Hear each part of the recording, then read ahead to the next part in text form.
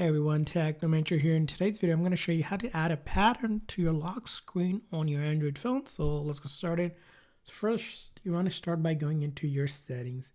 Now from your settings here, you're going to look for lock screen and AOD. Then from lock screen and AOD, we're going to click on screen lock and biometrics. And if you have current pass or PIN, you're going to go ahead and enter that.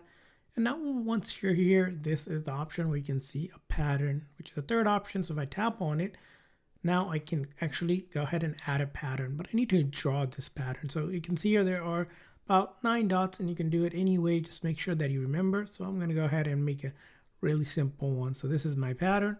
So I'm going to continue, and then you have to redraw the pattern one more time and then hit confirm.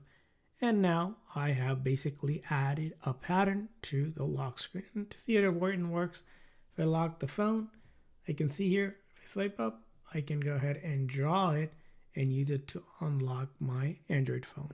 So let's say you add a lock to your Android phone. I hope this video was helpful. So please consider a like and subscribe button for more tips and tricks, and thanks for watching.